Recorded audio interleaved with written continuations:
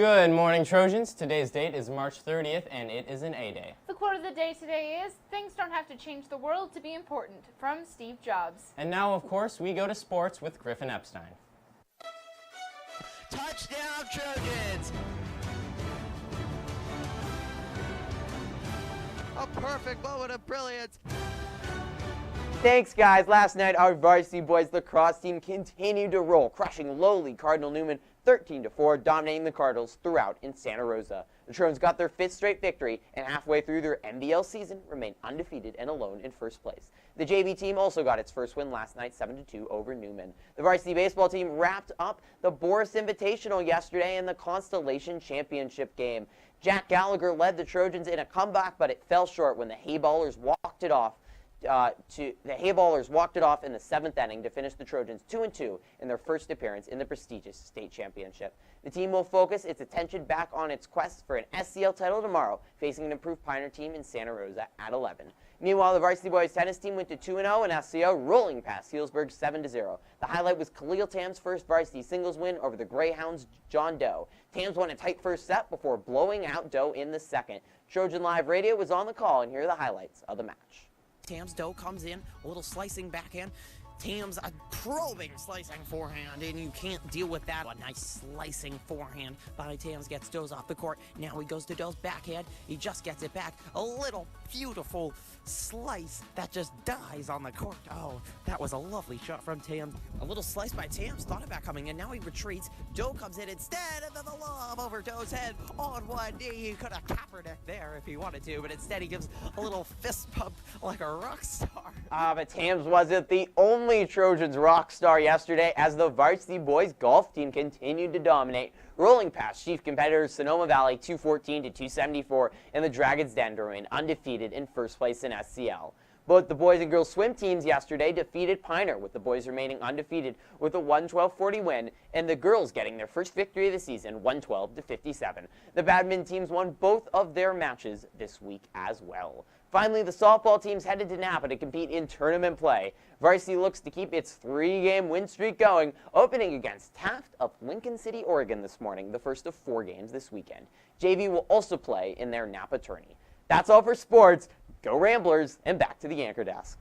Thanks, Griffin. Now for a quick ASB update. Just a reminder that there will be a rally today during second period for teacher and student appreciation. There will be a meeting in D1 on April 3rd at lunch to discuss Powder Puff football. Any girls interested in playing and any football players interested in coaching must attend.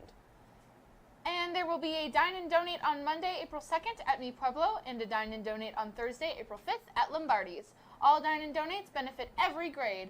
GQ is next Saturday on April 7th, and tickets will be sold Wednesday, Thursday, and Friday, as well as at the door for $10. Thanks, ASB. Now back to the bulletin. Alrighty, sophomores, if you're planning on taking AP Language and Composition next year, please attend the entrance exam on either Monday, April 2nd or Thursday, April 5th from 3:15 to 4:15 in room C1.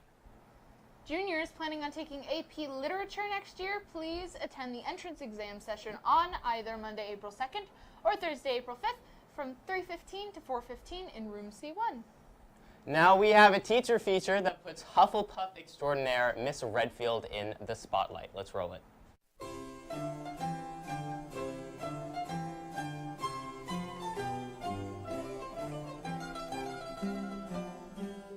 Jessie Redfield, and I have been here for 3 years.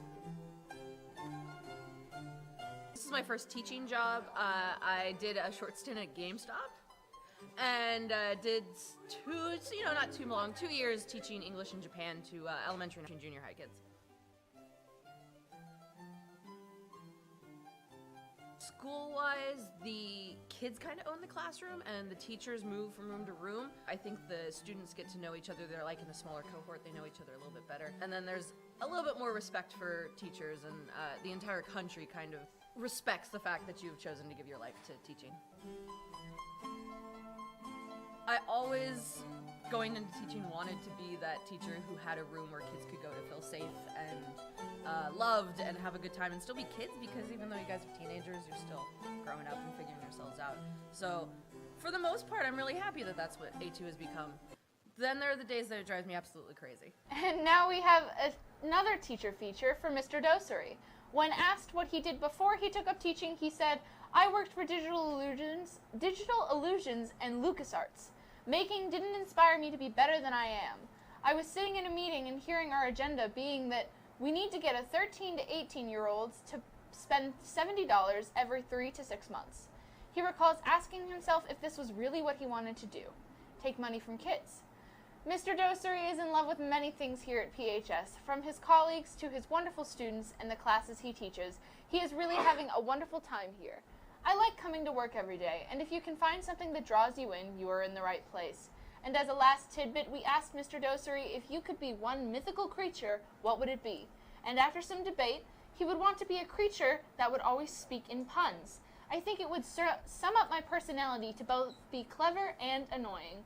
From being an amazing teacher to a beautiful man, we all love Dosery here and appreciate him greatly. From PHS to Dosery, we appreciate you." All right, that's all we have for today. Tune in tomorrow and Make it a great day and happy Passover.